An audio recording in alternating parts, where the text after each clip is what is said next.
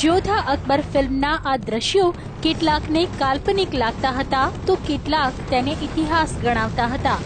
જો કે રાજપૂત સમાજની દીકરીઓમાં એ જ શુરાતનની પ્રતીતિ આજે પણ રાજકોટમાં જોવા મળી છે। સમાજના પરંપરાગત પરિધાન સાથે બે હાથમાં તલવાર લઈ તલવારની જાંબાઝી બતાવી રહેલા આ દ્રશ્યો રાજકોટના ગરાસિયા બોર્ડિંગ સ્કૂલના છે।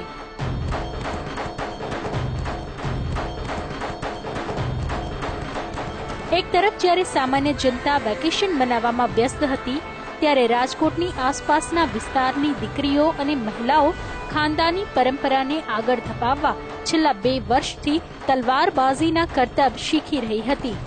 લાંબી તાલીમ બાદ 150 જેટલી બહેનોએ તલવારબાજીમાં મહારથ મેળવી છે। ત્યારે માધાંતસિંહ જાડેજાના પેલેસ ખાતે તેમણે તલવારબાજીના દાવ રજૂ કર્યા। આ સમગ્ર કાર્યક્રમમાં ટ્રેનર સિવાય કોઈ પણ પુરુષને પ્રવેશ નહોતો અપાયો।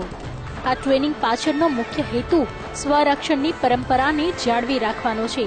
ત્યારે યુવા રાણી કાદંબરી દેવી પણ આ પ્રસંગે હાજર હતા।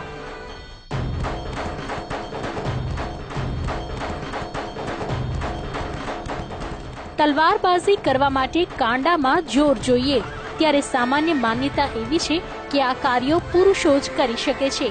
ત્યારે પુરુષ પ્રધાન દેશમાં અને આધુનિકતાના આ યુગમાં પણ સમાજની તમામ રૂઢિઓ અને પરંપરાનું પાલન કરીને પણ આ મહિલાઓ જેટલી ચતુરાઈથી તલવારબાજી કરી રહી હતી તેને જોઈને દરેક મહિલાઓમાં ઝાંસીની રાણીની પ્રતીતિ થઈ।